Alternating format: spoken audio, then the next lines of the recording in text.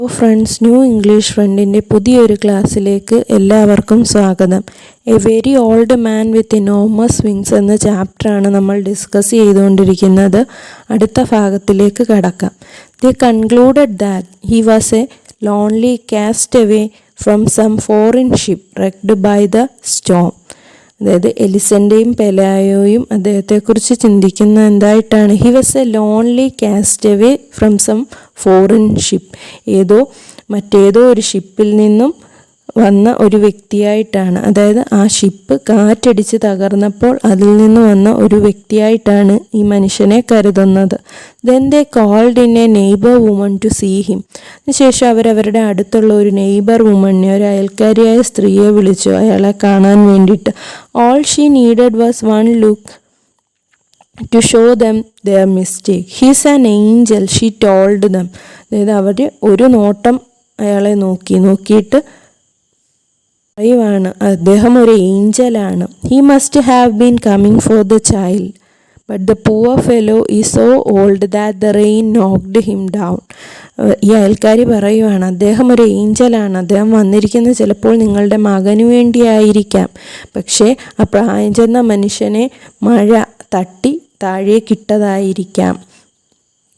On the following day, everyone knew that a flesh and blood angel was held captive in Pelayo's house. അടുത്ത ദിവസം തന്നെ എല്ലാവരും അറിഞ്ഞു, ഒരു ചോരയും നീരുമുള്ള ഒരു ഏഞ്ചലിനെ പെലായോയുടെ വീട്ടിൽ പിടിച്ചു വച്ചിരിക്കുകയാണ്. Pelayo watched over him all afternoon from the kitchen, armed with his bailiff's club. Bailiff means an official who keeps order and is in charge of prisoners. അതായത് തടവുകാരെ നോക്കുന്ന ജോലി, അതാണ് ബെയിലീഫ് എന്ന് പറയുന്നത്. അതായത് ഈ പെലായോയ്ക്ക് അങ്ങനെ ഒരു ജോലിയാണ്. He carries A club. അദ്ദേഹത്തിൻ്റെ കയ്യിൽ ഒരു സ്റ്റിക്കുമുണ്ട്. പെലായോ ഈ ഒരു സ്റ്റിക്കും പിടിച്ച്, ഈ ഒരു വടിയും പിടിച്ച് ഒരു തടവുകാരനെ നോക്കുന്നത് പോലെ ഈ ഏഞ്ചലിനെ കിച്ചണിൽ നിന്നുകൊണ്ട് നോക്കുവാണ്. Before going to bed he dragged him out of the mud and locked him up with the hens in the chicken coop. ഉറങ്ങാൻ പോകുന്നതിന് മുൻപ് അദ്ദേഹത്തെ വലിച്ചുകൊണ്ടുവന്ന് ഒരു ചിക്കൻ കൂപ്പിനകത്ത്, ഒരു കോഴിക്കൂട്ടിലേക്ക് കോഴികളോടൊപ്പം പൂട്ടിയിട്ടു. A short time afterward the child woke up without a fever and with a desire to eat. കുറച്ചു നേരം കഴിഞ്ഞപ്പോൾ തന്നെ അവരുടെ കുട്ടി എണീറ്റു. അവൻ്റെ പനിയെല്ലാം മാറി. അവന് ആഹാരം കഴിക്കാനുള്ള ആഗ്രഹവുമായിട്ടാണ് അവൻ വന്നത്. Then they felt magnanimous. Magnanimous means generous. എന്തെങ്കിലുമൊക്കെ ചെയ്തു കൊടുക്കാൻ മനസ്സുണ്ടാകുക. അവർ ഒരു കാര്യം തീരുമാനിച്ചു. They decided to put the angel on a raft with fresh water and provisions for 3 days.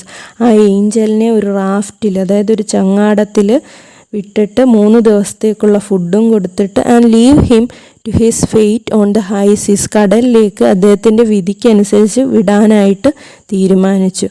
But when they went out into the courtyard at the first light of dawn, they found the whole neighborhood in front of the chicken coop having fun with the angel.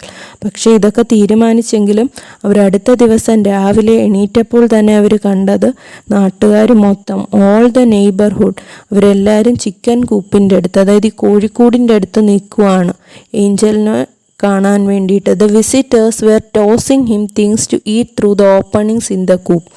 ഈ കാണാൻ വന്ന ആളുകൾ ഓരോ സാധനങ്ങൾ അദ്ദേഹത്തിന് കഴിക്കാൻ വേണ്ടിയിട്ട് ആ കൂടിൻ്റെ ഓപ്പണിങ്ങിൽ കൂടി ഇട്ട് കൊടുക്കുകയാണ്. It was as if he were in a supernatural creature but a circus animal. പക്ഷേ അവരെല്ലാം അദ്ദേഹത്തെ കാണുന്ന ഒരു സൂപ്പർ നാച്ചുറൽ ക്രീച്ചറായിട്ടല്ല, ഒരു സർക്കസ് ആനിമലിനെ ട്രീറ്റ് ചെയ്യുന്നത് പോലെയാണ് അവർ അദ്ദേഹത്തെ കരുതുന്നത്.